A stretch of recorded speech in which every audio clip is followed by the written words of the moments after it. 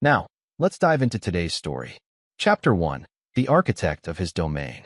Vincent Reeves had built his life on precision and control.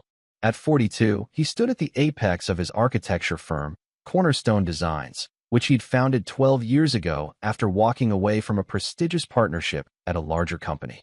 Vincent wasn't just talented.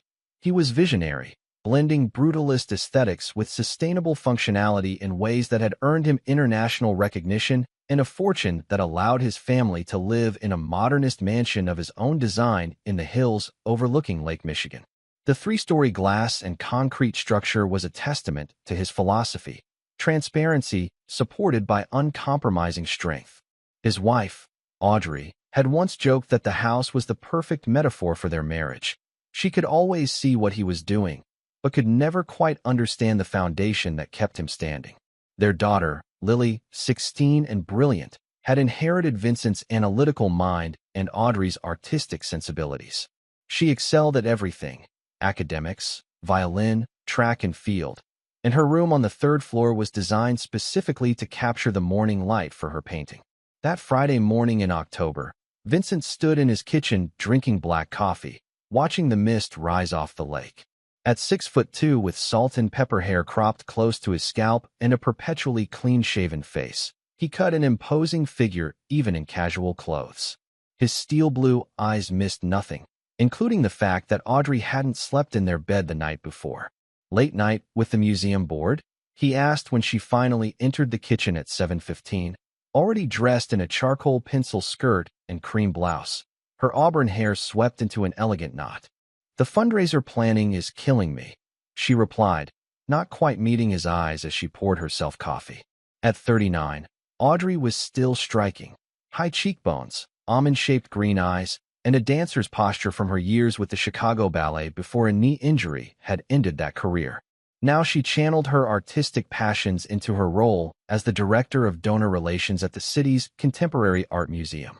Vincent nodded, filing away the slight tremor in her hand, the smudge of makeup at her jawline that didn't quite conceal what looked like a bruise. "Lily already left for her college tour? Bradford picked her up an hour ago. They're visiting Northwestern today, then University of Chicago tomorrow." Bradford was Audrey's brother, a professor of literature who had always been close to his niece. "I've got meetings until late tonight," Vincent said, rinsing his cup in the sink. "Don't wait up." "I won't," Audrey replied too quickly. "I've got that gallery opening downtown." As Vincent drove his Tesla down the winding road toward the city, he thought about the 5 text messages he'd seen on Audrey's phone last week. Messages she'd quickly deleted when she noticed him standing nearby.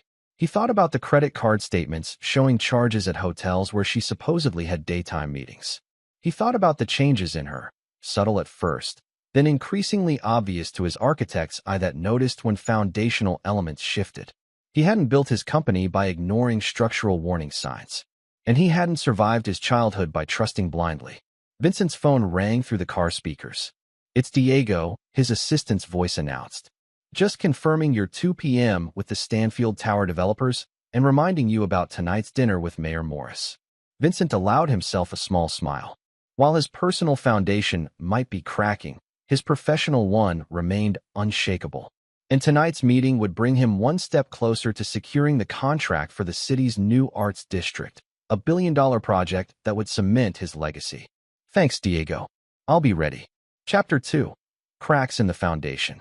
Vincent's childhood home had been built on secrets.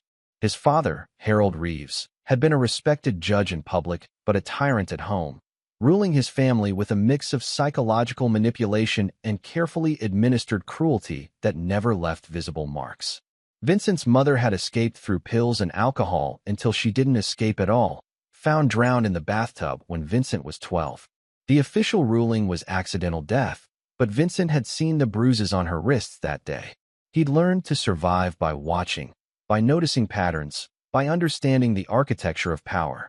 When he was 16, he'd finally confronted his father with evidence of his affairs, threatening to expose him to his judicial review board. The older man had been shocked by his son's meticulous documentation: phone records, photographs, even hotel receipts. "You're more like me than I thought," Harold had said, a strange pride in his voice that made Vincent sick. Vincent had used the leverage to negotiate his freedom, a separate apartment, college tuition, and independence. He'd spoken to his father only when necessary after that, maintaining a cold, distanced relationship that persisted to this day.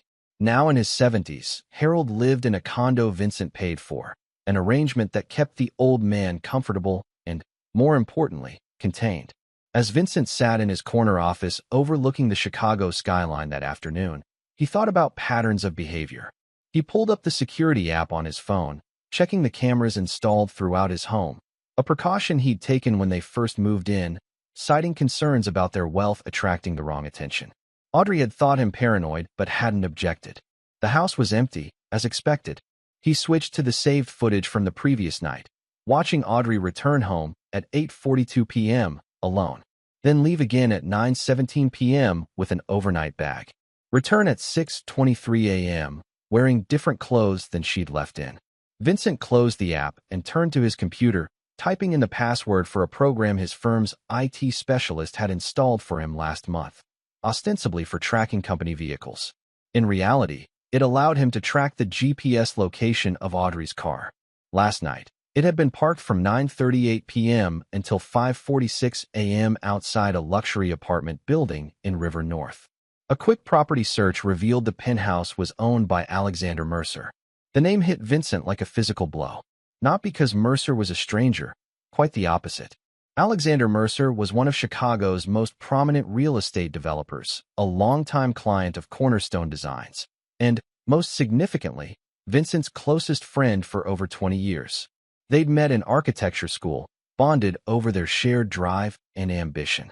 While Vincent had pursued design, Alex had gone into development, and their complementary skills had helped both men rise rapidly in their fields. Alex had been best man at Vincent's wedding, godfather to Lily, the one person Vincent had trusted implicitly. Vincent pulled up his calendar and canceled his dinner with the mayor. Then he called Diego. "I need everything we have on Mercer Properties. Every contract, every communication, every design we've ever done for them." "Is there a problem with the Lakeshore project?" Diego asked, referring to their current collaboration with Mercer. "Just gathering information," Vincent replied, his voice betraying nothing of the ice forming around his heart. "And Diego? This stays between us." After Diego left a stack of files on his desk, Vincent locked his office door and began his research. By midnight, he understood the full architecture of the betrayal. It wasn't just an affair. It was a calculated dismantling of everything he'd built. Financial records showed that over the past year, Mercer Properties had been quietly acquiring properties adjacent to sites targeted for Vincent's Arts District project. Communications revealed that Alex had been meeting with Vincent's competitors, and buried in Audrey's museum emails, which Vincent accessed using the emergency password she'd once shared with him, were discussions about a competing arts district proposal that would channel funds away from the city's project and into a private-public partnership headed by none other than Alexander Mercer. With Audrey's help, Alex was positioned to not only steal Vincent's personal life, but his professional legacy as well. Vincent sat back in his chair, something cold and dangerous crystallizing within him. He'd been betrayed before, by his father, by business partners who tried to force him out of his first firm. But never like this. Never by the people he'd allowed closest to him. He picked up his phone and made a call to someone he hadn't spoken to in years, Felix Russo, a former client with connections to Chicago's darker elements. A man who owed Vincent for keeping his name out of a scandal that would have destroyed him. "I need information," Vincent said when Felix answered. "And I may need other services after that." "For you, Vincent?" "Anything," Felix replied. "Just tell me who." Chapter 3: The Blueprint of Deception. Over the next 2 weeks, Vincent became the architect of his own deception.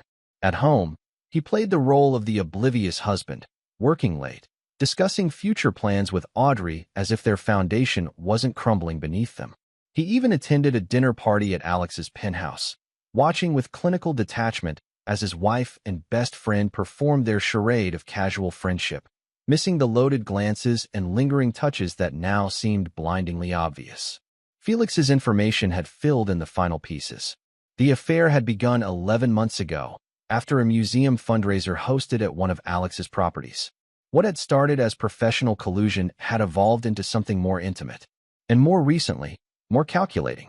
Vincent learned that Alex had leveraged his political connections to position himself as the frontrunner for the Arts District project, using insider information gleaned from Vincent's own designs. Audrey's role at the museum gave her access to the donor networks necessary to fund the competing proposal. Together, they weren't just betraying Vincent's trust. They were systematically dismantling his life's work. Most disturbing was what Felix discovered about Lily. Vincent's daughter wasn't on a college tour with her uncle. Bradford, it turned out, had been in Seattle at an academic conference all week. Instead, Lily had been staying at Alex's lake house in Michigan, supposedly for a special pre-college arts program that didn't exist. Security footage showed Alex and Audrey visiting the property, staying for hours, then leaving. What they were telling his daughter, what they were planning for her future, Vincent could only imagine. On Friday morning, exactly 3 weeks after he'd first noticed Audrey hadn't slept at home, Vincent set his plan in motion. "I'll be in Detroit for the weekend," he told Audrey over breakfast. "The Riverside project needs my personal attention." "The whole weekend?" Audrey asked, a flicker of something, relief, anticipation, crossing her face. "I'll be back Sunday night." Vincent kissed her cheek, inhaling her perfume mixed with another scent he now recognized as Alex's cologne. "Give Lily my love when she calls." Audrey nodded, already reaching for her phone, undoubtedly to text Alex about their unexpected freedom. Vincent drove to his office, where Diego had prepared the documents he'd requested: revised contracts, transfer paperwork, and the contents of a safety deposit box Vincent had maintained for years, containing leverage against various powerful people in Chicago, including evidence of Harold Reeves' judicial misconduct that Vincent had never used. At noon, Vincent met with his lawyer, finalizing arrangements that would protect his firm's assets. At 2, he visited his banker. At 4, he called Felix to confirm the evening's arrangements. At 5, he drove home, parking his car 2 blocks away, then approached his house from the wooded area behind the property. From the cover of the trees, he watched through the wall of windows as Audrey moved about the kitchen, preparing what appeared to be an elaborate dinner. At 6, Alex's Maserati pulled into the driveway. Vincent didn't need to watch their embrace through the windows. Instead, he circled to the garage and entered his code, silently raising the door just enough to slip underneath, then lowering it again. In the dim light, he moved to the interior door that connected to the mudroom, using his key to unlock it silently. Inside his own home, Vincent became a ghost, listening to the sounds of laughter and clinking glasses from the kitchen. He moved silently up the back staircase to his home office, where he activated an audio recording system he'd installed the previous week. Then, he sent a text message to Felix. Now. 3 minutes later, Audrey's phone rang. Vincent couldn't hear the conversation, but he didn't need to. Felix was calling with an emergency at the museum. A pipe burst threatening the new exhibition. As Vincent had anticipated, Audrey made apologies and rushed out, promising to return as soon as possible. Leaving Alex alone in the house, Vincent descended the stairs silently, entering the kitchen just as Alex was pouring himself another glass of wine. "Hello, Alex."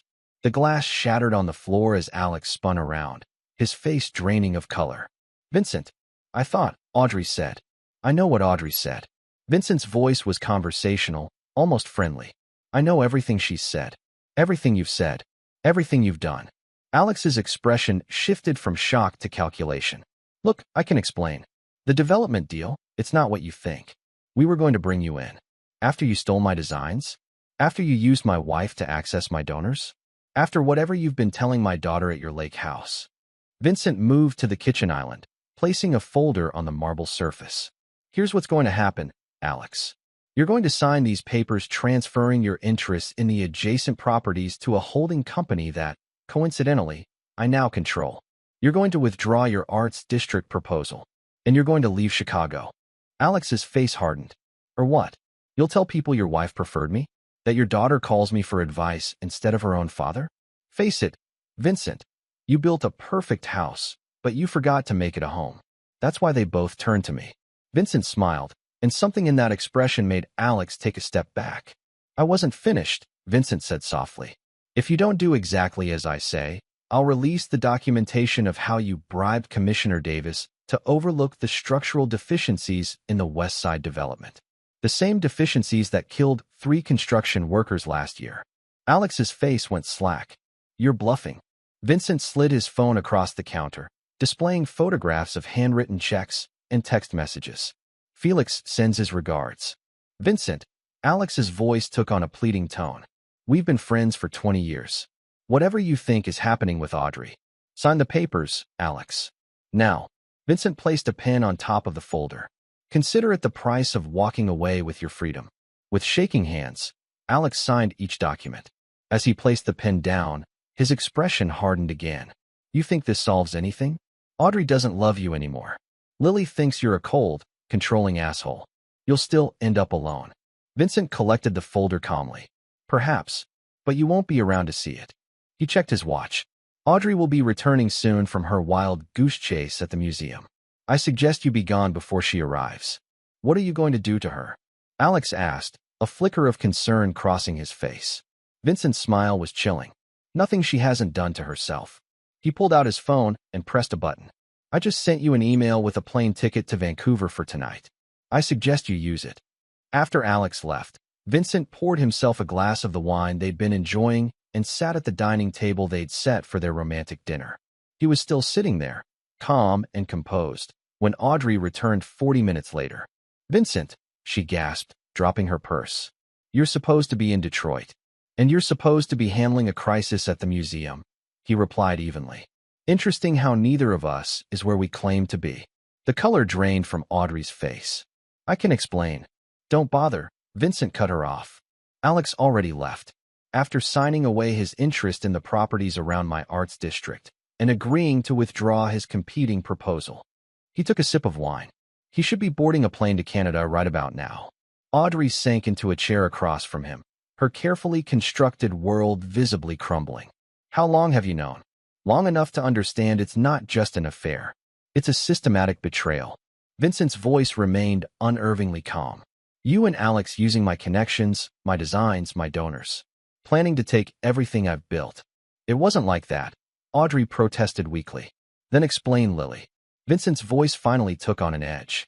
Explain why my daughter is at Alex's lake house instead of on college tours.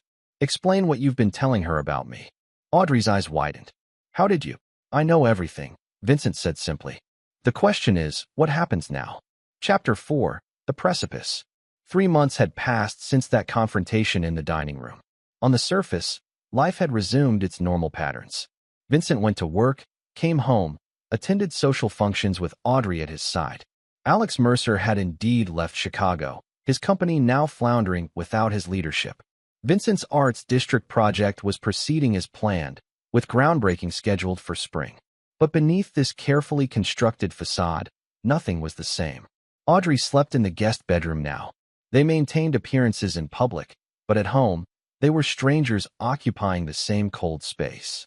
Vincent had allowed this arrangement temporarily, for Lily's sake, and because it served his larger plan. Lily had returned from the arts program, confused and angry when she discovered her uncle had never been involved. Vincent had shown her only selective evidence of her mother's deception, shielding her from the full extent of the betrayal. Still, the damage to her relationship with Audrey was significant. She had withdrawn from both parents, throwing herself into school and college applications, counting the days until she could leave home. What Lily didn't know, what Audrey didn't know, was that Vincent had been systematically dismantling the foundations of their lives, just as they had tried to do to him. Bank accounts were being drained and rerouted. Properties were changing hands. Relationships were being severed. And Vincent was preparing for the final phase of his retribution. That Friday afternoon, Vincent received a call from Felix. It's done, Felix said without preamble. The package is in place. And the other matter? Vincent asked, staring out his office window at the winter sky. Your father has been informed. He'll be at your house at 7, as requested. Vincent ended the call and turned to his computer, typing out an email to Audrey. Need to discuss Lily's tuition arrangements tonight. Coming home early. Please be there by 6:30. Then he opened his drawer and removed a small recording device, placing it in his pocket. Everything was prepared. Tonight, the architecture of his revenge would be revealed. Vincent arrived home at 6:15, noting Audrey's car already in the driveway. He entered to find her in the kitchen, nervously making tea. Vincent, she said, attempting a smile. I've been thinking about Lily's college options, and this isn't about Lily's tuition, Vincent interrupted, placing his briefcase on the counter. It's about what happens next for all of us. Audrey's smile faltered. What do you mean? I've decided it's time to end this charade, Vincent said calmly. I'm filing for divorce on Monday. Instead of shock or protest, Audrey's expression showed unmistakable relief. I think that's for the best. We can try to make it amicable, for Lily's sake. Vincent smiled thinly. Amicable. That's an interesting choice of words for someone who conspired with my best friend to steal my company's biggest project. Vincent, I've told you, it wasn't like that. Alex and I are still in contact, Vincent finished for her. Daily phone calls from the burner phone you keep in your studio. Emails from the account you created under your maiden name. Plans for you to join him in Vancouver next month. Audrey's face went pale. How could you possibly know that? Vincent shrugged. The same way I know about the offshore account where Alex has been transferring funds for your fresh start. The same way I know you've been selling pieces from our art collection through private dealers and pocketing the money. You've been spying on me, Audrey whispered, anger replacing her shock. I've been protecting myself, Vincent corrected. Just as I protected Lily by not telling her the full extent of your betrayal. The doorbell rang, interrupting their confrontation. Vincent checked his watch. Right on time. Who is that? Audrey asked, confusion crossing her features. My father, Vincent replied, moving toward the door. There are some family matters that need resolving. Harold Reeves entered the house like a storm cloud, his 73 years doing little to diminish his imposing presence. Still tall, with the same steel blue eyes as his son, but with a full head of white hair and deep lines etched into his face. This better be important, Vincent, Harold growled by way of greeting. You know I don't like coming here. It is, Vincent assured him, leading his father into the kitchen where Audrey stood nervously. You remember Audrey? Harold nodded curtly. He had never warmed to his daughter-in-law, viewing her artistic sensibilities as frivolous, one of the few opinions he and Vincent had shared over the years. What's this about? Harold demanded. Before Vincent could answer, his phone rang. He glanced at the screen, then answered. Yes. The voice on the other end was panicked, hysterical. Vincent. Oh God. Vincent, you need to come home right now. Your garage. What they did to Lily in your garage, I can't even describe it. Vincent's face drained of color, an expression of genuine shock and horror crossing his features for the first time in months. Who is this? What are you talking about? It's Mrs. Petrova from next door, the voice sobbed. I saw them dragging something into your garage. Then the screaming started. Your little girl. Oh God, Vincent, there was so much blood. Vincent's hand tightened on the phone. Lily's at debate practice. She's not home yet. No. She came home early. Mrs. Petrova insisted frantically. I saw her an hour ago.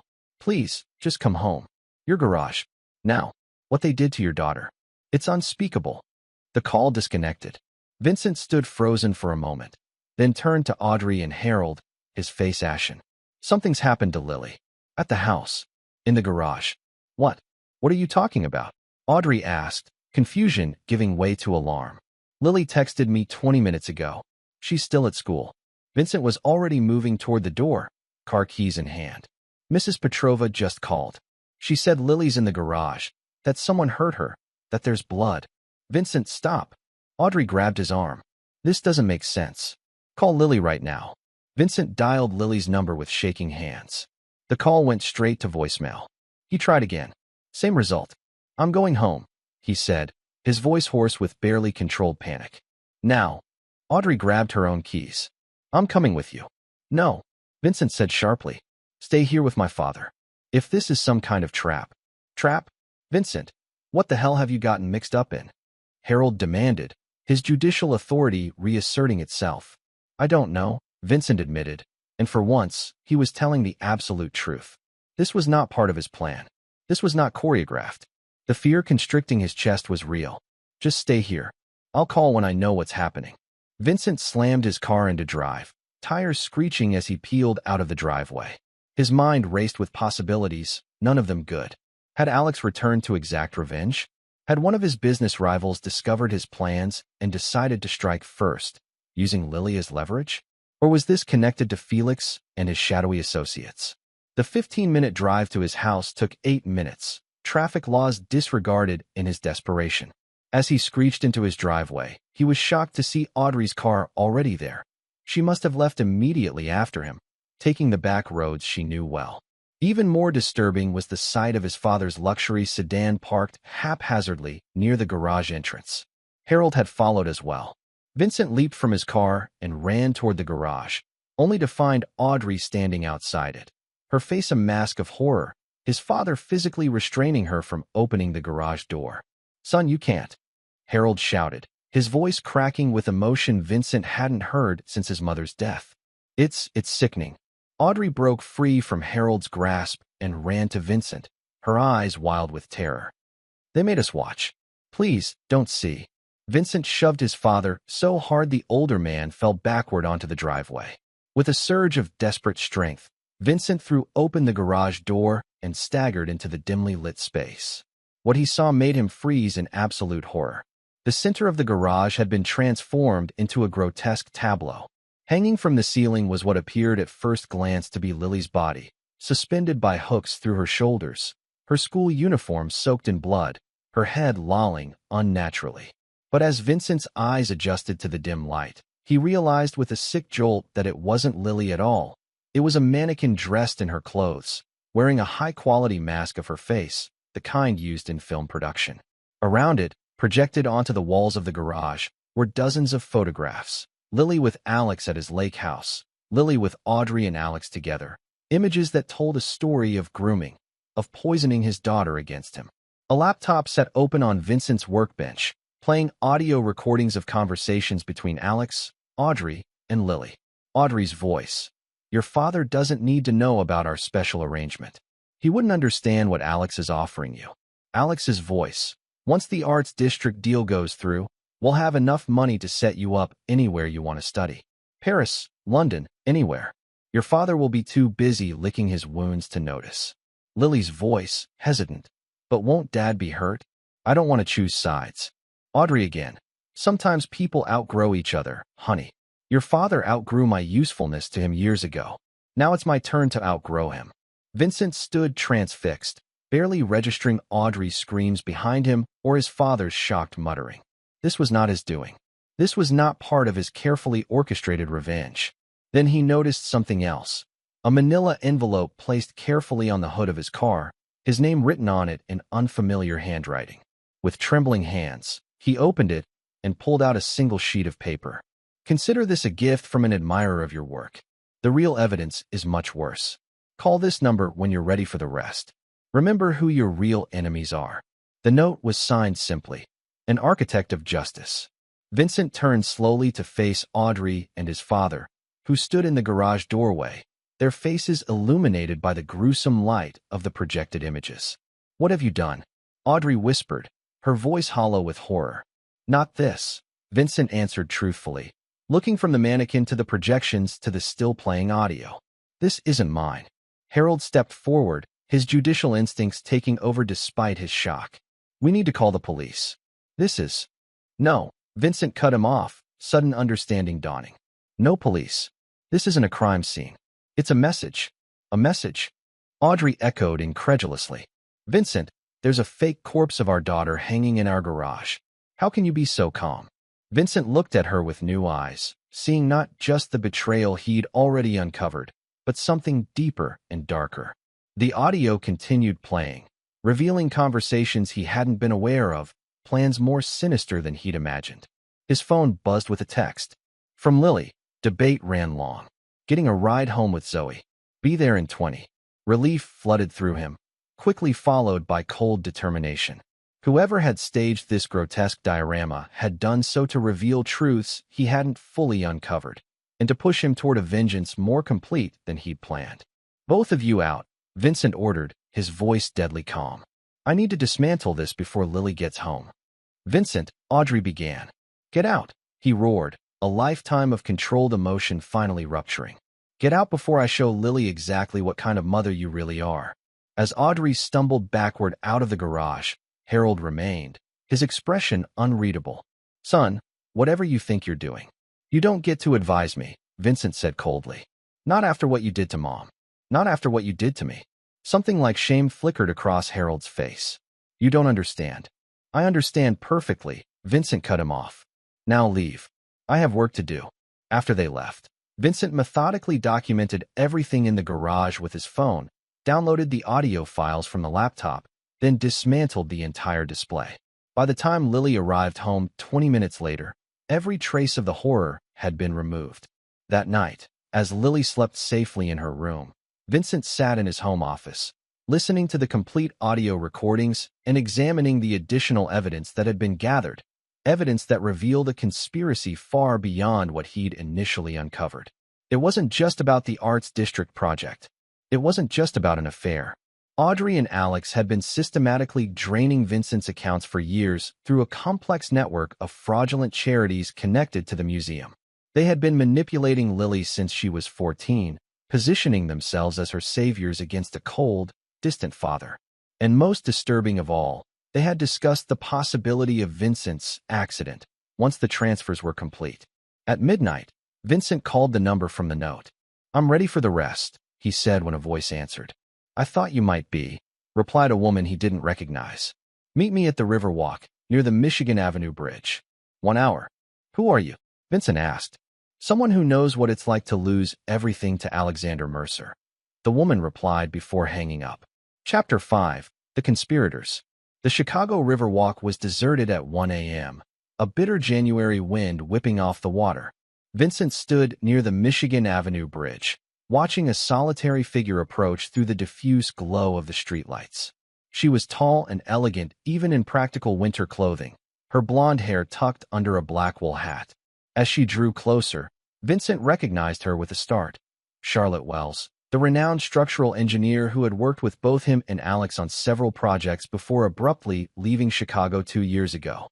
"Hello, Vincent," she said, her breath fogging in the cold air. "I apologize for the dramatic display in your garage. I needed to shock you into seeing the full picture." "You did that," Vincent replied, studying her face. "Why? What's your stake in this?" Charlotte's expression hardened. 2 years ago, I discovered irregularities in the West Side Foundation plans, the same project where those workers died. When I confronted Alex, he didn't just fire me. He destroyed me professionally with fabricated evidence of negligence.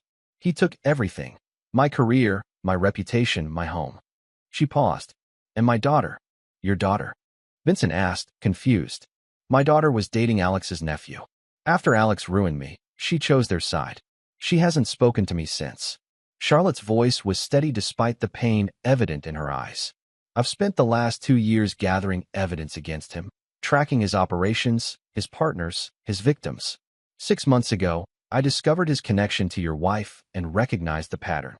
"Why didn't you go to the authorities?" Charlotte laughed bitterly. "With what?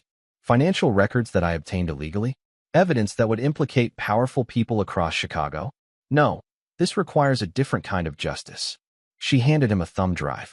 "Everything is here: complete financial records, conversations, plans, including evidence that your father has been helping them." Vincent felt as if he'd been struck. "My father? Harold and Audrey despise each other. They found common ground in their resentment of you," Charlotte said bluntly. "Harold never forgave you for threatening to expose him all those years ago. He's been feeding information to Audrey for years, helping her and Alex navigate around you." Vincent's mind raced, re-evaluating years of interactions, of subtle undermining, of coincidental setbacks. The workers who died at West Side. Was that really an accident? Charlotte's eyes met his. "What do you think?" "I think," Vincent said slowly, "that I've been too measured in my response." "Yes," Charlotte agreed. "You have." She turned to gaze out at the dark water.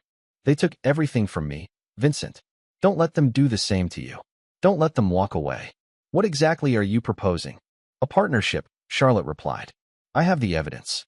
You have the resources and the position. Together, we can ensure they never hurt anyone again." "And what does justice look like to you, Charlotte?" She turned back to him, her expression calm, but her eyes burning with a familiar cold fire. "Complete, irrevocable, and without mercy." Vincent considered her for a long moment, then nodded once. "Tell me what you need."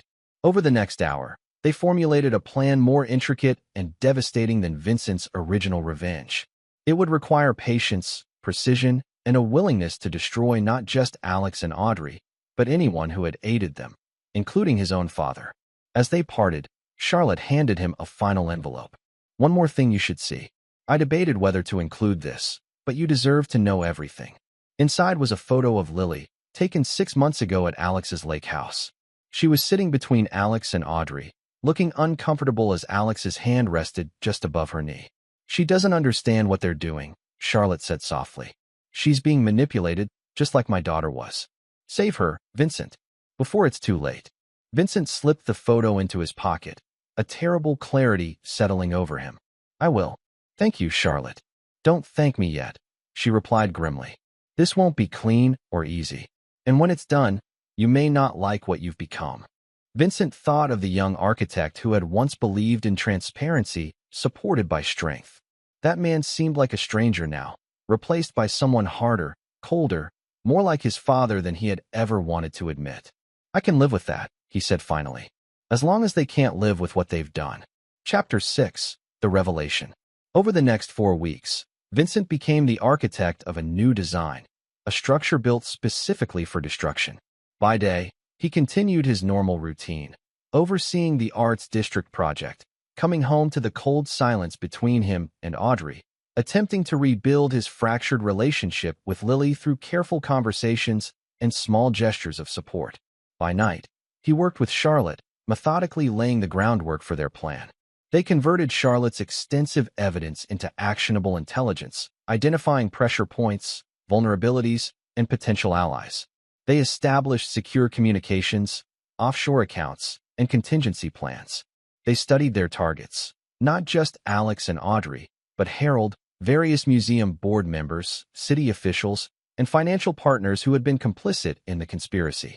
What made their work particularly effective was the combination of Charlotte's meticulous research and Vincent's intimate knowledge of the conspirators. He knew how Audrey thought, how Alex calculated risk, how his father responded to threats. He understood their weaknesses, their blind spots, their secret fears. During this time, Vincent maintained his facade of a man coming to terms with his failing marriage. He told Audrey he would delay filing for divorce until after Lily's graduation in June, presenting it as consideration for their daughter when in reality, it gave him the time and proximity he needed. Audrey, believing she had successfully deceived him about the full extent of her betrayal, agreed readily, continuing her covert communications with Alex and her gradual liquidation of assets. Meanwhile, Vincent focused on rebuilding Lily's trust. He attended her debate tournaments, helped with her college applications, and engaged in long conversations about architecture and design, a shared passion they had once bonded over but had neglected during his years of single-minded career focus. Slowly, cautiously, Lily began to lower her defenses, confiding in him about her confusion regarding her mother's behavior and her discomfort with Alex's increasingly personal interest in her future. "He keeps calling me," she admitted one evening as they sat in his home office reviewing her portfolio for art school applications. "Like, every few days. Asking about my college plans, offering to introduce me to people. Mom says I should be grateful for his interest, but something about it feels off." Vincent kept his expression neutral despite the rage simmering beneath the surface. "What feels off about it?" Lily shrugged, tucking a strand of dark hair behind her ear. "He's just really intense. Always talking about how he can take care of my future if I trust his guidance. And the way he looks at me sometimes." She shuddered slightly. "Mom gets mad when I bring it up, says I'm being ungrateful and immature." Vincent nodded thoughtfully. "You should always trust your instincts, Lily. If something feels wrong, it probably is." He hesitated, then added carefully, "You know you can always come to me if you're uncomfortable, right? No matter what anyone else says. Even Mom?" Lily asked, her voice small. "Even Mom," Vincent confirmed, a cold certainty settling in his chest. The evidence Charlotte had provided, combined with Lily's discomfort, painted a disturbing picture of grooming behavior. Whatever hesitation he might have felt about the extremity of their plan vanished in that moment. The next day, Vincent invited his father to lunch at an upscale restaurant downtown, a rare occurrence that immediately put Harold on guard. The older man arrived precisely on time, immaculately dressed in an expensive suit that Vincent had paid for, his white hair perfectly combed, his bearing still that of a man accustomed to commanding respect. "This is unexpected," Harold remarked after they ordered. "To what do I owe the pleasure?" Vincent studied his father's face. The familiar steel blue eyes, the deep lines of dissipation and bitterness, the thin-lipped mouth that had pronounced so many judgments, both in court and at home. "I've been thinking about family," Vincent said carefully. "About legacy. About the patterns we pass down through generations." Harold's eyebrows rose slightly. "Getting philosophical in your middle age? That doesn't sound like you." "Maybe I'm changing," Vincent replied. "Recent events have given me a new perspective on many things. If you're referring to that grotesque display in your garage, I still think you should have called the police," Harold said, his judicial authority reasserting itself. "It was clearly a threat." "Was it?" Vincent took a sip of water. "Or was it a warning? A revelation of truths I hadn't fully seen?" Harold shifted uncomfortably. "What are you talking about?" Vincent leaned forward slightly. "I know about your arrangement with Audrey and Alex. I know you've been feeding them information, helping them maneuver around me. I know about the offshore accounts, the manipulated contracts, the amended trust documents." Harold's expression didn't change, but Vincent noticed the slight tightening around his eyes, the same tell the older man had displayed during poker games throughout Vincent's childhood. "You're delusional," Harold stated flatly. "Your paranoia has finally overcome your reason." Vincent smiled thinly. "That's what Mom said when she accused you of having affairs. That's what you told the police when she claimed you'd threatened her. Helen is delusional. Helen's paranoia has overcome her reason." He paused. "But she wasn't paranoid, was she?" "She was right. Ancient history," Harold dismissed with a wave of his hand. "And irrelevant to whatever conspiracy theory you've constructed about your failing marriage." "Not irrelevant at all," Vincent countered. "Because you're using the same playbook now that you used then. Undermine, discredit, isolate. The difference is that I'm not as vulnerable as she was." Harold's eyes narrowed. "What exactly are you implying?" "I'm not implying anything. I'm stating facts. You've been working with Audrey and Alex to systematically dismantle everything I've built, professionally and personally, including poisoning my relationship with Lily." For the first time, a flicker of genuine emotion crossed Harold's face. Not shame or guilt, but anger. "You never deserved that girl. You're incapable of real connection, Vincent. Always have been. Just like me." A cruel smile twisted his lips. "That's the real legacy I passed down. Not the money, not the connections. The fundamental inability to love properly." Vincent absorbed the blow without flinching. "Perhaps you're right, but I'm trying to break that pattern. Starting with protecting Lily from people who would harm her, including her own family, if necessary." "Protect her?" Harold scoffed. "From what? A better future than being tied to your cold ambition? Alex and Audrey have plans for that girl that would open doors you can't even imagine. Plans that include Alex's special mentorship." Vincent asked quietly. "The kind that involves private meetings at his lake house? The kind that makes her uncomfortable enough to confide in me despite everything you've all done to drive us apart?"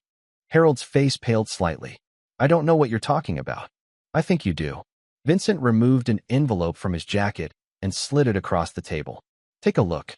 Harold opened the envelope with reluctant fingers, his expression hardening as he examined the contents. Photographs of Alex with various young women over the years, all bearing a disturbing similarity to Lily in appearance, all looking progressively more uncomfortable as the series of photos continued.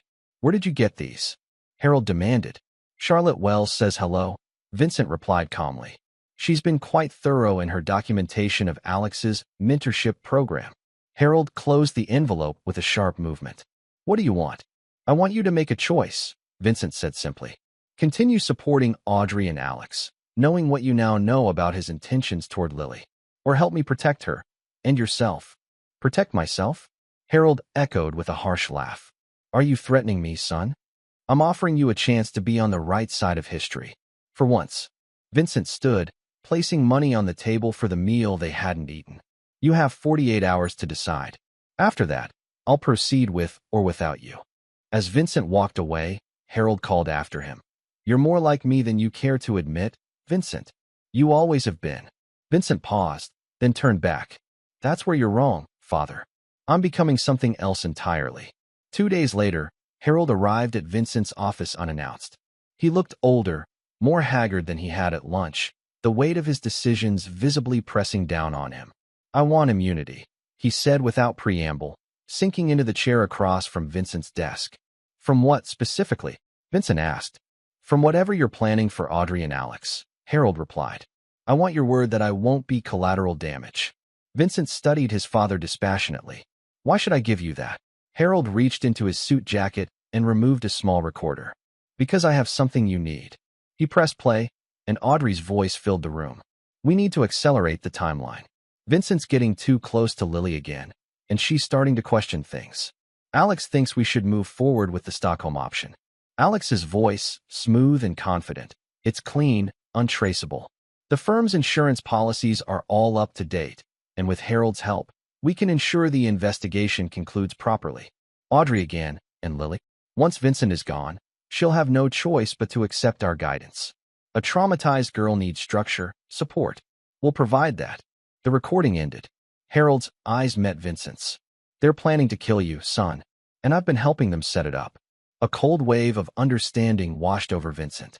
This Stockholm option referred to a project in Sweden where a structural failure had been initially blamed on the architect, only later revealed as sabotage.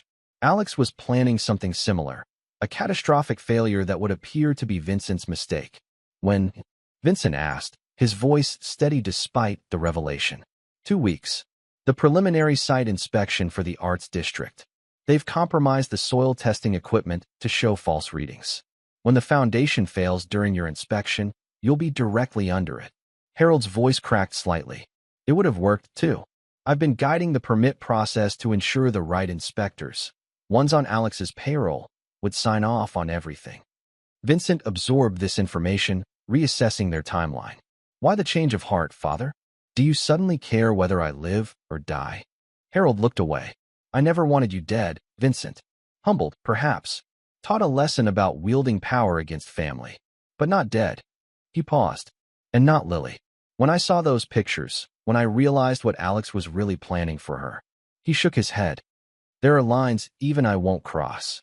Vincent stood and walked to the window, looking out at the Chicago skyline he had helped shape. "You'll have your immunity on 2 conditions. First, you provide every detail of their plan, including names of everyone involved. Second, you agree to disappear afterward, permanently." "Disappear? I'm 73 years old, Vincent. Where would I go? I've prepared a property in Costa Rica. Remote, but comfortable. You'll want for nothing except contact with anyone from your former life." Vincent turned back to face his father. "Those are my terms." Harold considered for a long moment, then nodded slowly. "I suppose that's more than I deserve." "Yes," Vincent agreed coldly. "It is." That night, Vincent met with Charlotte in a secure location to inform her of the accelerated timeline.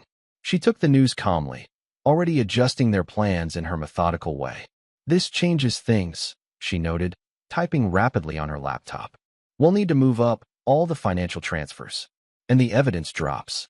Vincent nodded, studying the intricate flowchart they had created, a perfect diagram of destruction.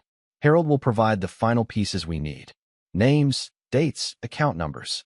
Charlotte looked up from her work, her expression grave. "Are you sure you can trust him? He's betrayed you before." "Trust? No." Vincent shook his head. "But self-interest is reliable. He knows what happens if he crosses me again." "And Lily?" Charlotte asked softly. "What have you told her?" "Nothing yet," Vincent admitted. "But that changes tomorrow. I can't protect her if she doesn't understand the danger." Charlotte nodded approval. "Be gentle, but be honest. She's stronger than you think." The next evening, Vincent took Lily to dinner at their favorite Italian restaurant, a small family-owned place away from the usual social circuits where they might be recognized. Over pasta and sparkling water, he carefully, methodically, began to reveal the truth, starting with Audrey's affair with Alex, proceeding to their financial schemes, and finally, delicately, addressing Alex's concerning behavior toward her. Lily listened with growing horror, her face cycling through disbelief, anger, and finally a profound sadness. "Why are you telling me this now?" she asked when he finished. "Because you're in danger," Vincent answered honestly. "Not just emotionally, but potentially physically. And because I need you to trust me completely for the next few weeks." "What's going to happen?" Lily asked, her voice small but steady. Vincent reached across the table and took her hand. Justice. But it won't be easy or clean. And afterward, our lives will be very different. Lily's fingers tightened around his. I want to help. Vincent studied his daughter's face, so like his own in determination, but with a capacity for compassion he had long ago buried. This isn't your battle, Lily. They made it mine, she replied with sudden fierceness. When they lied to me, when they tried to use me against you, when she broke off, then continued more firmly. When Alex made me feel uncomfortable in my own skin, they made it mine. In that moment, Vincent saw not a child to be protected, but a powerful ally who had been underestimated by everyone, including himself. All right, he agreed. But we do this my way. Precisely, methodically, safely. Like proper architects, Lily said with a small, sad smile. Exactly, Vincent nodded. We design it from the foundation up. As they left the restaurant, Vincent felt a shift in his understanding of justice. It wasn't just about punishment anymore. It was about reconstruction, building something new from the ruins of betrayal. A future where Lily would be safe, where the patterns of the past would finally be broken. But first, the demolition had to be complete. Chapter 7. The Countermove. The foundation inspection for the Arts District was scheduled for a Wednesday morning in early March. According to Harold's information, the sabotage was already in place. Compromised soil testing equipment that would trigger a catastrophic collapse when activated by remote signal. Vincent, along with the city's chief inspector and 3 members of the development committee, were meant to be standing directly above the weakened section when it happened. An unfortunate accident that would claim multiple lives but would ultimately be blamed on Vincent's firm for negligence, clearing the way for Alex's competing proposal to be reinstated. Audrey, as his grieving widow, would collect the substantial insurance payouts and join Alex in Vancouver once the dust had settled, literally and figuratively. But Vincent had no intention of playing the victim in their carefully choreographed tragedy. 3 days before the scheduled inspection, Vincent called an emergency meeting of his firm's senior partners. In the conference room overlooking the Chicago River, he presented evidence of the sabotage plot without revealing his sources. We have 2 options, Vincent concluded after explaining the situation. Cancel the inspection and alert authorities, which would likely result in years of litigation and the death of the project, or proceed with a counter-strategy of our own. Diego, his assistant of 8 years now elevated to partner status, leaned forward. What kind of counter-strategy? Vincent activated the large screen behind him, displaying detailed blueprints of the foundation site with significant modifications. We've been publicly following the original foundation design, but for the past month, we've actually been implementing these revisions, a completely different support structure that renders their sabotage irrelevant. The partners studied the blueprints with growing appreciation. The revised design was not only sabotage-proof, but actually superior to the original plan, more efficient, more sustainable, and more cost-effective. How did you implement this without alerting the construction managers? Asked Marina Chun, head of the firm's sustainability division. The construction managers are in on it, Vincent explained. After I discovered the plot, I approached them directly. They've been helping us maintain the deception, providing falsified progress reports to the city inspectors while actually building to these specifications.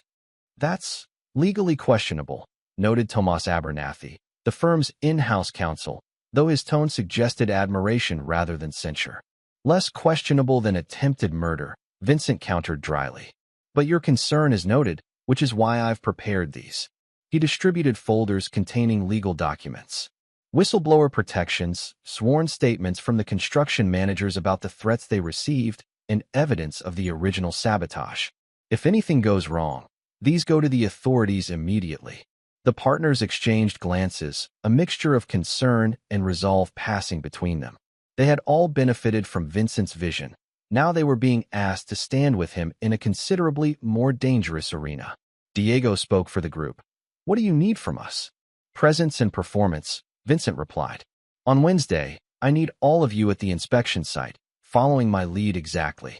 We need to convince Alex and his collaborators that their plan is proceeding as expected until the moment it isn't. By the time the meeting concluded, the partners were fully committed to Vincent's counterplot. As they filed out, Diego lingered behind. There's more to this than professional sabotage, isn't there? he asked quietly. This is personal. Vincent considered his loyal assistant, weighing how much to reveal.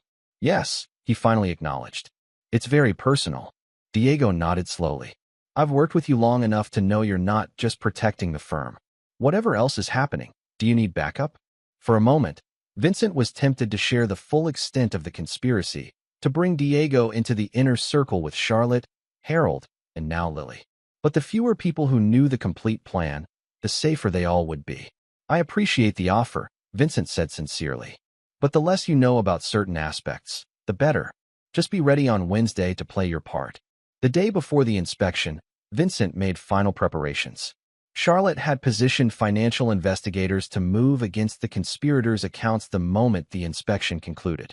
Lily had been sent to stay with a trusted friend from debate team, safely away from Audrey's influence. Harold had provided the last critical details of the plot, including the names of compromised city officials. That evening, Vincent returned home to find Audrey waiting for him in the kitchen, a glass of wine in her hand, her expression carefully composed into one of casual concern. I heard there's some issue with the foundation inspection tomorrow, she remarked, watching him over the rim of her glass. Something about revised specifications? Vincent maintained a neutral expression despite the confirmation that their communications were being monitored.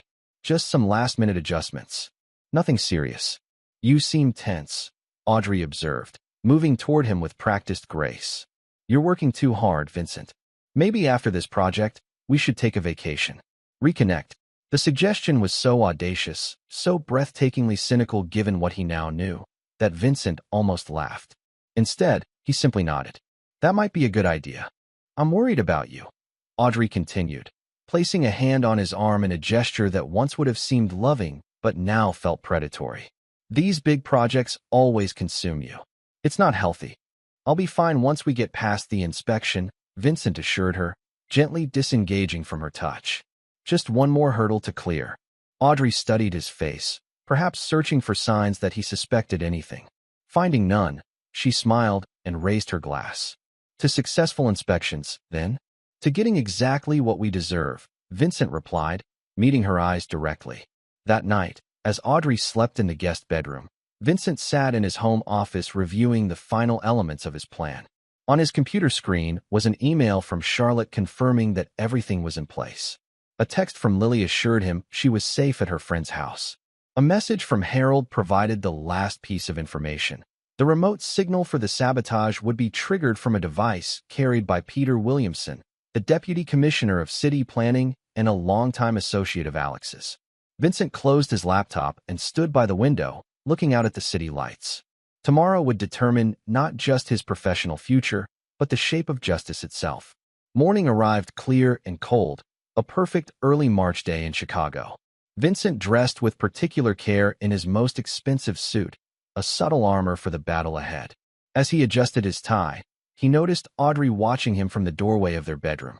"Good luck today," she said, her voice carrying just the right note of supportive spouse. "Call me when it's over." "I will," Vincent promised, knowing it would be the last conversation they would ever have. The inspection site was already busy when Vincent arrived at 9:30 a.m.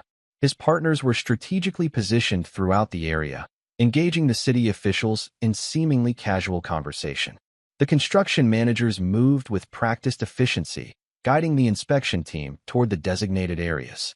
Vincent spotted Peter Williamson immediately, a portly man in an ill-fitting suit, nervously checking his phone every few minutes. Following at a discreet distance was one of Charlotte's associates, a former cybersecurity expert who had been monitoring Williamson's communications. At precisely 10:15 a.m., Vincent led the inspection team to the central foundation area, the exact spot where the collapse was meant to occur. He noted with grim satisfaction how Williamson positioned himself at the edge of the group, one hand in his pocket presumably gripping the triggering device. "As you can see from these preliminary soil tests," Vincent explained to the group, unfolding a large set of blueprints on a temporary table, "we've encountered some unexpected density variations. That's why we implemented these modifications to the foundation design." The chief inspector frowned, scanning the blueprints. "These aren't the specifications I reviewed last month." "No, they're not," Vincent agreed calmly. We made these adjustments 3 weeks ago in response to new geotechnical data. I have all the documentation here, including signed approvals from your office. The inspector looked confused. I don't recall signing off on any revisions. That's interesting, Vincent remarked, because I have your signature right here. He pointed to a document bearing a perfect replica of the inspector's signature, courtesy of Harold's Connections and Charlotte's Resources. As the inspector leaned closer to examine the signature, Vincent watched Williamson from the corner of his eye. The deputy commissioner was becoming increasingly agitated, repeatedly pressing something in his pocket. Vincent gestured to Diego, who stepped forward with another set of documents. We should also review the structural load calculations for the revised design. You'll notice they exceed code requirements by 20%. As Diego engaged the inspection team, Vincent moved casually toward Williamson. Problem with your phone, Commissioner? He asked quietly. Williamson startled, his face flushing red. What? No, just checking messages. Funny, Vincent mused. I'd have thought you were trying to trigger the remote detonator for the sabotage soil testing equipment. The one that's supposed to cause a catastrophic foundation collapse right about now. He smiled thinly. But of course, that equipment was replaced 2 weeks ago. The blood drained from Williamson's face. I don't know what you're talking about, he stammered. No. Vincent reached into the man's pocket with swift precision, extracting a small electronic device. Then what's this? Williamson lunged for the device, but Vincent held it out of reach. Careful, Commissioner. Attacking me would only make your situation worse. You don't understand, Williamson hissed, his eyes darting frantically around the site. If they think I failed. Oh, I understand perfectly, Vincent assured him. Alex Mercer doesn't tolerate failure. Neither do I. He pocketed the device. The difference is, I'm offering you a way out. What kind of way out? Williamson asked, desperation evident in his voice. The kind where you don't go to prison for attempted murder, Vincent replied calmly. All you have to do is follow my instructions exactly.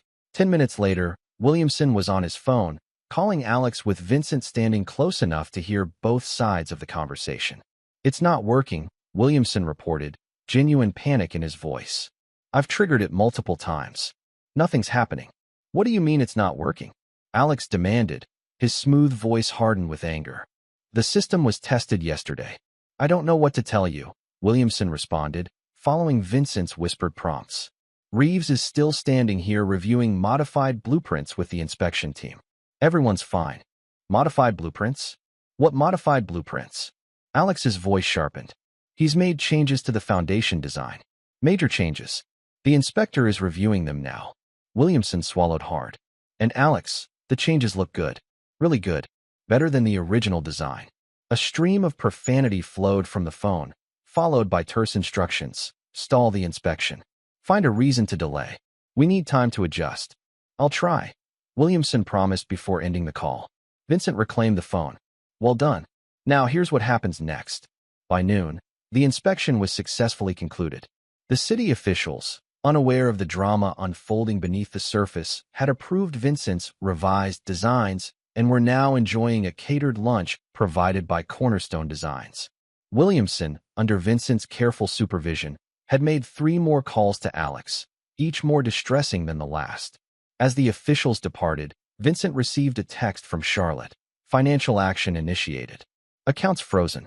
Phase 2 commencing. Phase 2 involved the simultaneous delivery of evidence packages to key figures in Chicago's political and business landscape. The mayor, the state's attorney, the FBI field office, and selected journalists known for their integrity. Each package contained carefully curated evidence of specific aspects of the conspiracy, none revealing the full picture, but each damaging enough to ensure immediate action. Vincent's phone buzzed with another message, this one from his home security system, front door access. Reeves, 12:17 p.m. Audrey was home early, undoubtedly alerted by Alex about the failed sabotage. Vincent nodded to Diego. Time for the next step. Diego handed him a sealed envelope. Everything's ready. The press conference is scheduled for 3 p.m. Vincent drove home with deliberate calm, mentally preparing for the confrontation ahead.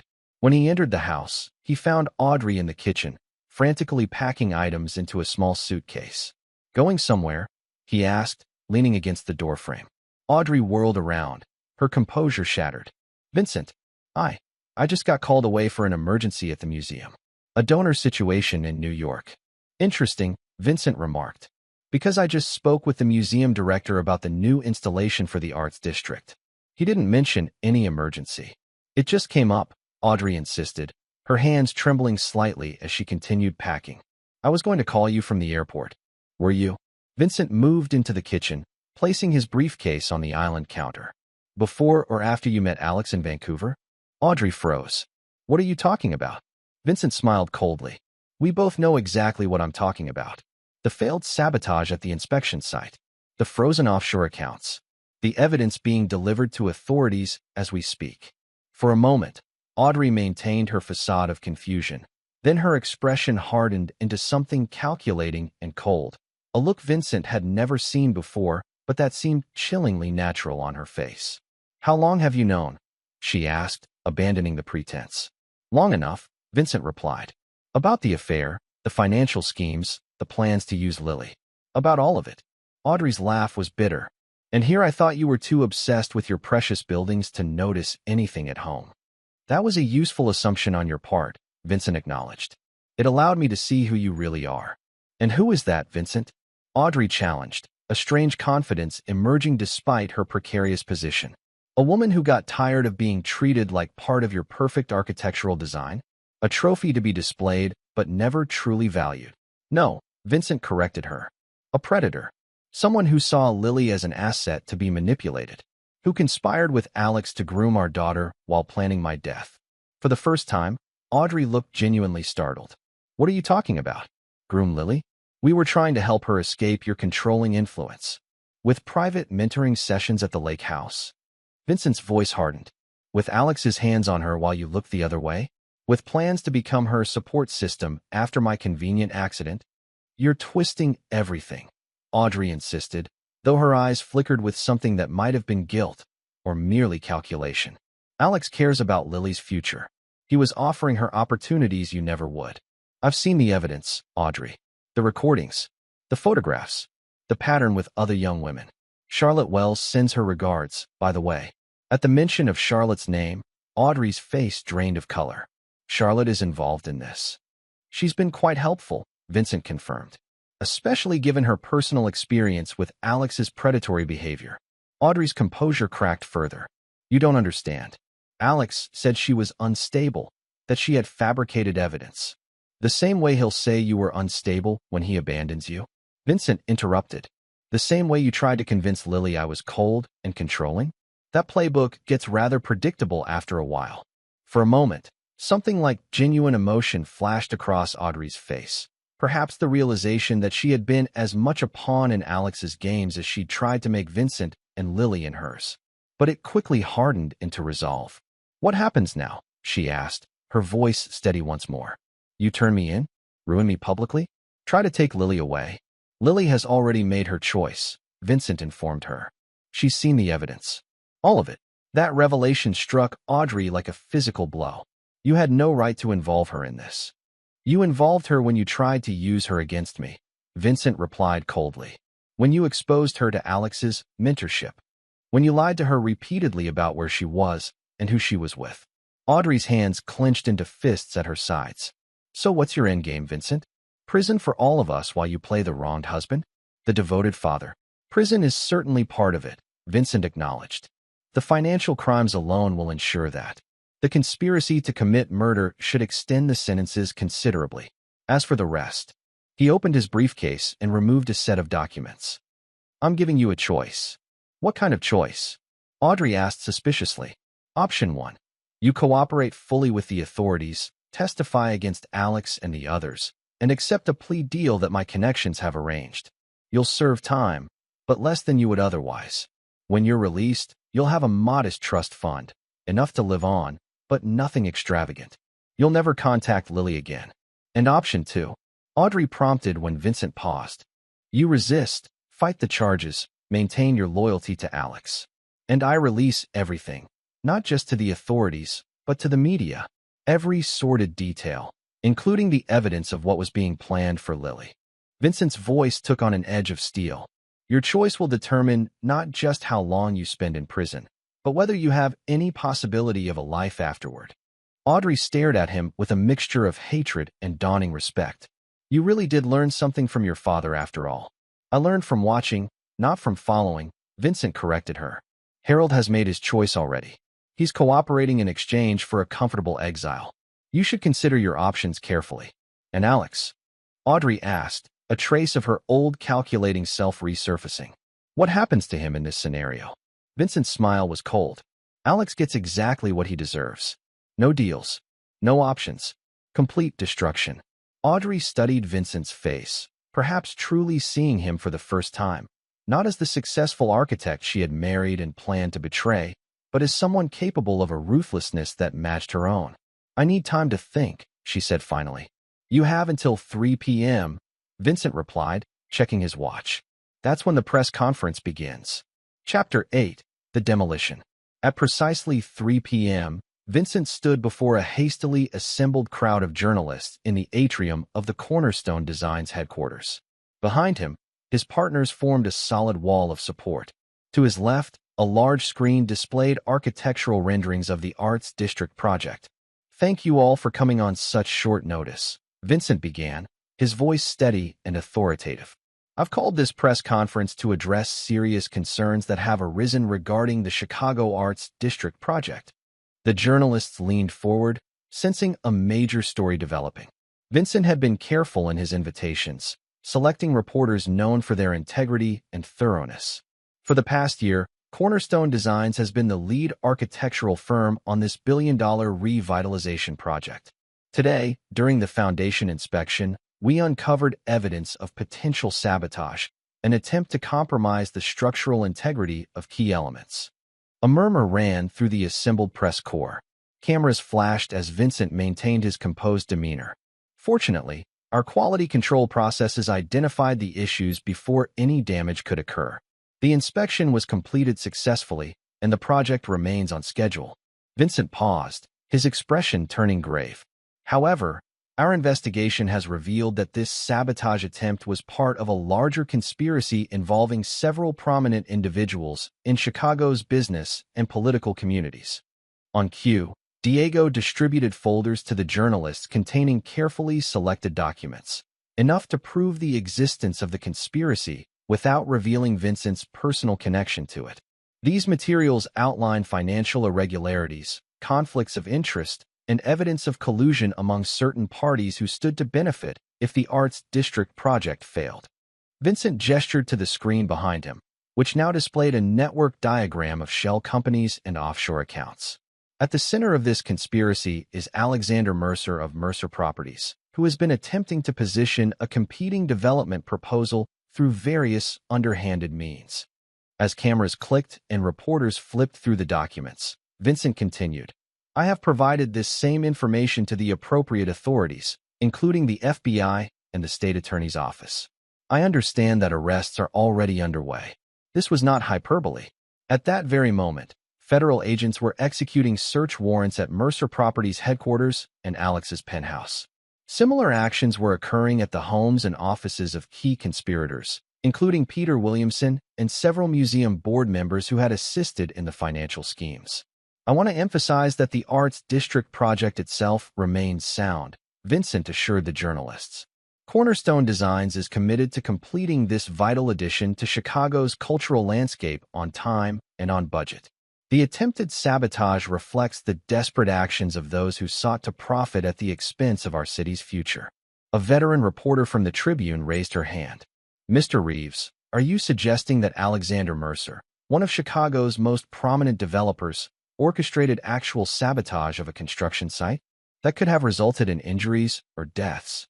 The evidence speaks for itself, Vincent replied calmly. And yes, if the sabotage had succeeded, lives would have been at risk, including my own, as I was scheduled to be on site during the expected failure. Another reporter called out, is there any connection between these allegations and the rumors that Mr. Mercer has suddenly left the country? Vincent allowed himself a small, satisfied smile. I couldn't comment on Mr. Mercer's travel plans. However, I believe federal authorities may have questions for him upon his return. For the next 30 minutes, Vincent fielded questions with practiced precision, revealing exactly as much as he intended while maintaining the appearance of full transparency. Behind the scenes, Diego was coordinating with Charlotte, who was monitoring the financial and legal dominoes falling across the city. By the time Vincent concluded the press conference, the story was already breaking nationally. Hashtag Mercer Conspiracy was trending on social media, with new details emerging by the minute as journalists dug into the materials provided. What none of the reporters knew, what most would never know, was the personal dimension behind the professional takedown.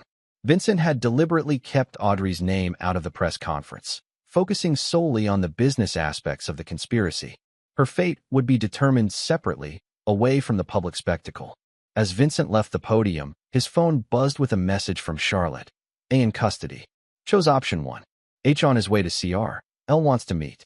Translation: Audrey had surrendered to authorities and agreed to cooperate. Harold was en route to Costa Rica, and Lily wanted to see him. Vincent sent a single reply: home in 30. When Vincent arrived at his house, he found Lily sitting in the kitchen, a cup of tea cooling between her hands. At 16, she looked older than her years today, her expression somber but resolved. "I saw the press conference online," she said as he entered. "It's all over the news." Vincent poured himself a cup of tea and sat across from her. "Are you okay?" Lily considered the question carefully. "Not really, but I will be." She looked up at him with eyes that reflected his own determination. "Mom called me before they took her away." "What did she say?" Vincent asked, keeping his tone neutral. "That she was sorry. That she never meant for things to go this far." Lily's fingers tightened around her mug. "She said she loved me, that she never would have let Alex." She trailed off, unable to complete the thought. "Do you believe her?" Vincent asked gently. Lily was silent for a long moment. "I don't know what to believe anymore. The mom I thought I knew would never have been involved in any of this. But then, the dad I thought I knew wouldn't have orchestrated something like today either." The observation was astute, and Vincent didn't try to deny it. People are capable of surprising depths, both good and bad, when pushed to their limits. "I'm not proud of everything I've done, Lily, but I would do it all again to protect you." "That's what she said too," Lily noted with a sad smile. "That everything she did was to give me a better future. The difference," Vincent pointed out gently, "is that my version of protection didn't involve lying to you or exposing you to predators." Lily nodded, acknowledging the truth of this. "Charlotte showed me everything. The recordings, the photos, the financial records. It was thorough." "Charlotte is nothing if not methodical," Vincent agreed. "She said something that stuck with me," Lily continued thoughtfully. "That revenge is like architecture. It can be an ugly, brutal structure that collapses under its own weight, or it can be something that endures because it's built on a foundation of truth." Vincent studied his daughter with newfound respect. She had absorbed not just the facts of the betrayal, but the philosophy behind his response to it. "What happens now?" Lily asked, echoing Audrey's earlier question, but with none of her mother's calculation. Only a genuine desire to understand the path forward. "Legally, a lot of people will face consequences," Vincent explained. "Alex will likely flee to a country without extradition, but his empire here is finished. Your mother." He hesitated, unsure how much detail was appropriate. "We'll go to prison," Lily finished for him. "She told me. She said it was the only way to ever have a chance at redemption, I guess." Vincent nodded. "She made the wiser choice." "And grandfather?" "He's starting a new life far away from here," Vincent said simply. "It's better for everyone." Lily absorbed this information with remarkable composure. "And us? What happens to us?" "That," Vincent said gently, "is largely up to you. I've made arrangements for you to finish school wherever you feel most comfortable. Here, at a boarding school, even abroad if you prefer. Your college applications are still viable. Your future remains bright." "And you?" Lily pressed. "What happens to you after all this?" Vincent hadn't allowed himself to consider this question deeply. His focus had been so completely on the architecture of justice that he'd given little thought to what would remain after the demolition was complete. "I'm not sure," he admitted. "Professionally, Cornerstone will continue. The arts district will be built. Beyond that," he shrugged, "perhaps it's time for me to build something new as well." Lily reached across the table and took his hand. "Whatever you build next, I want to be part of it. Not just watching from the periphery like before."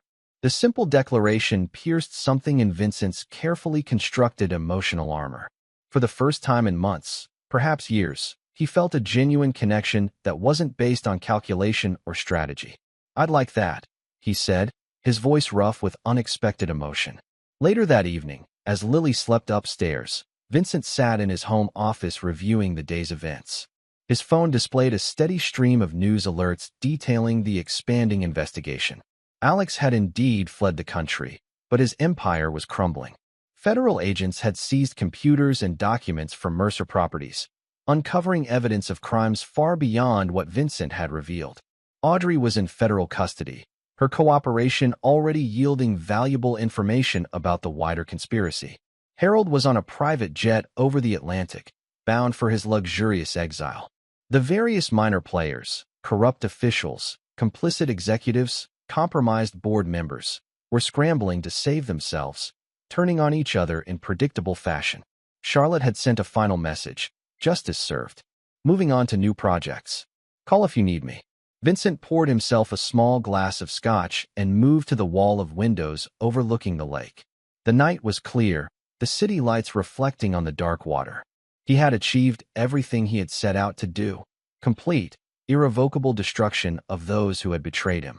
Yet standing amid the ruins of his former life, Vincent recognized that the real work was just beginning. Demolition was only the first phase of any significant architectural project. What followed, the rebuilding, would define his legacy far more than the precision of his revenge. Chapter 9: The Reconstruction. 1 year later, the Chicago Arts District opened in April, right on schedule. The ribbon-cutting ceremony attracted national attention, with the mayor praising the visionary design that transformed urban blight into cultural renaissance. Vincent stood at the podium, accepting accolades with practiced humility while Lily watched from the front row, her proud smile genuine despite everything that had transpired in the intervening months. The project was widely hailed as Vincent's masterpiece, not just for its architectural brilliance, but for its resilience in the face of the Mercer conspiracy, as it had come to be known in the press. The scandal had expanded far beyond Vincent's initial revelations, uncovering a web of corruption that had infiltrated Chicago's development community for decades. Alexander Mercer remained a fugitive, reportedly moving between countries without extradition treaties, his fortune largely seized or frozen, his reputation destroyed. The FBI had issued international warrants for his arrest on charges ranging from financial fraud to attempted murder, with additional investigations ongoing into his mentorship of young women over the years. Audrey had received a reduced sentence in exchange for her testimony against various conspirators. She would serve 5 years in a minimum security facility, with the possibility of parole after 3. As agreed, Vincent had established a modest trust fund for her post-release life, though he had added one condition not in their original agreement: mandatory therapy. Harold Reeves had settled into his Costa Rican exile, maintaining minimal contact with Vincent through carefully screened emails. His health was failing, his power diminished to the confines of his tropical estate. Vincent had provided for his father's physical comfort, while ensuring he could never again influence anyone in Chicago. As for Vincent himself, the public narrative painted him as the wronged husband who had uncovered corruption while maintaining his professional integrity. Few knew the full extent of his methodical dismantling of the conspirators' lives, or the cold calculation behind his response to betrayal. Those who did, Charlotte, Diego, Lily, kept his secrets. After the ceremony, Vincent and Lily walked through the completed arts district together, observing visitors experiencing the spaces he had designed. The central plaza with its interactive sculptures, the theater complex with its perfect acoustics, the gallery spaces filled with natural light filtered through precisely angled louvers. "It's beautiful," Lily observed, now 17 and preparing to begin college in the fall. She had chosen architecture at Cornell, a decision that filled Vincent with quiet pride. "Different from your usual aesthetic, though." Vincent nodded, appreciating his daughter's perceptiveness. His previous designs had favored bold, imposing structures, statements of power and permanence. The arts district was more organic, more inviting, designed to foster community rather than simply impress. "I wanted to try something new," he acknowledged. "Something that encourages connection rather than mere observation." They paused before a circular courtyard where children played in the gentle spray of a fountain designed to mimic rainfall. Parents sat on curved benches, conversing easily while monitoring their children. "It's warmer," Lily noted. "More human." "That was the intent," Vincent confirmed. They continued their tour, eventually reaching the district's crown jewel, a combined performance and exhibition space housed in a structure of glass and sustainable materials that seemed to float above the landscape. Inside, a special exhibition had been mounted for the opening: Architectural Justice, Rebuilding After Betrayal. The show featured works by artists exploring themes of destruction and renewal, collapse and reconstruction. At its center was a striking installation by Charlotte Wells, a scale model of a building in the process of simultaneous demolition and reconstruction, with the new structure emerging from the ruins of the old. Vincent paused before the piece, recognizing the metaphor for what it was: a perfect encapsulation of their shared journey from betrayal to justice to renewal. "Have you spoken to her recently?" Lily asked, noting his contemplation of the work. "Charlotte?" "Yes, we consult occasionally." Vincent didn't elaborate on the nature of their continuing collaboration, a foundation they had established to identify and expose corruption in the development industry, using the methods they had perfected in their campaign against Alex and his conspirators. "She's good for you," Lily observed with the directness of youth. "She understands the architect's mindset." Vincent smiled at his daughter's perceptiveness. Charlotte had indeed become an unexpected ally in his personal reconstruction, not a romantic partner, but something equally valuable: a fellow survivor who understood the cost of betrayal and the discipline required to rebuild properly. As they exited the exhibition, Vincent received a text message from his assistant: "Call from Federal Prosecutor Mercer case." "Urgent. Work?" Lily asked, noting his expression. "Always," Vincent replied with a small smile. "Why don't you go ahead to the restaurant? I'll join you in 15 minutes.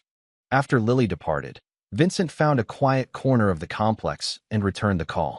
"Mr. Reeves," the prosecutor began without preamble, "we've located Alexander Mercer. Interpol picked him up in Malaysia this morning."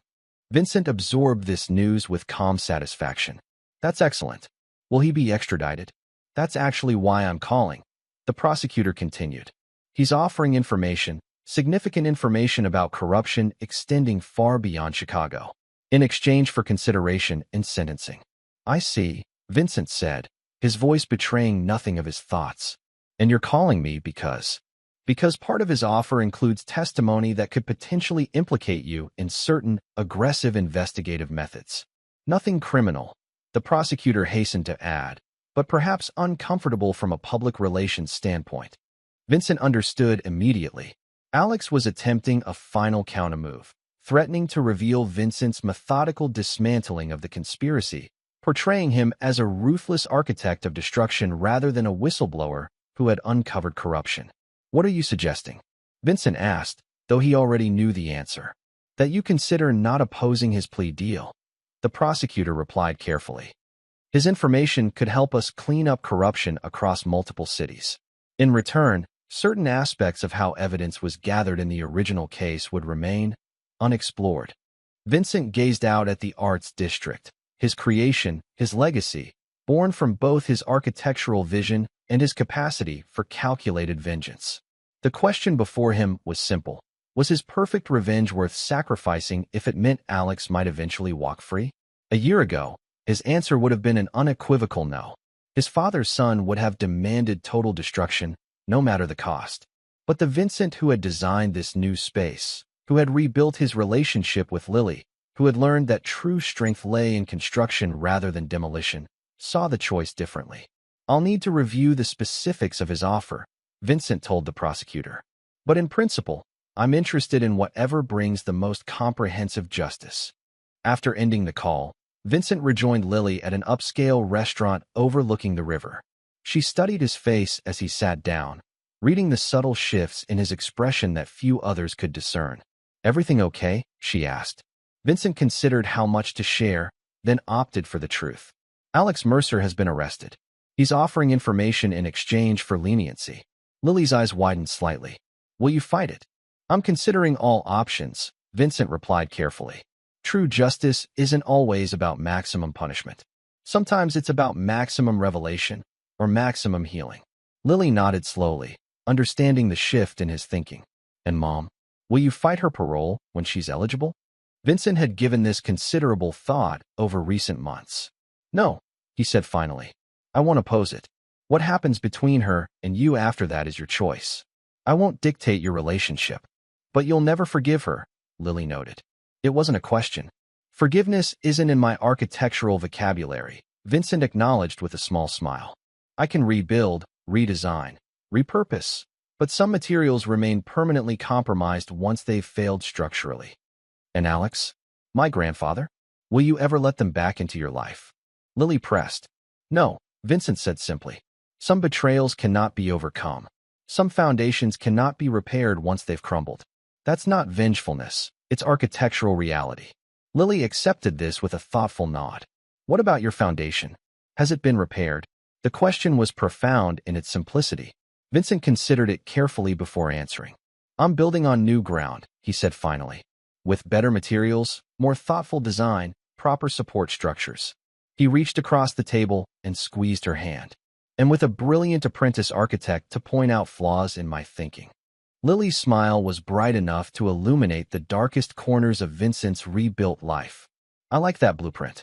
As they continued their meal, discussing Lily's upcoming college plans and Vincent's new projects, he reflected on the nature of true architectural vengeance. It wasn't about destroying your enemies, though he had certainly done that. It was about creating something so magnificent from the ruins that the destruction became merely the necessary first phase of a greater construction. The Arts District would stand for generations, a testament to resilience and vision. Lily would carry forward the best elements of his architectural thinking while improving upon his human foundations. And Vincent himself had emerged not diminished by betrayal but refined by it, his edges sharper, his vision clearer, his structures more deliberate. He had built a new life from the wreckage of the old. And unlike those who had betrayed him, he would never again mistake glass for strength or transparency for truth. The architect of his domain had become the architect of justice, and finally, the architect of his own transformation. This is where our story comes to an end. Share your thoughts in the comments section. Thanks for your time. If you enjoy this story, please subscribe to this channel. Click on the video you see on the screen, and I will see you there.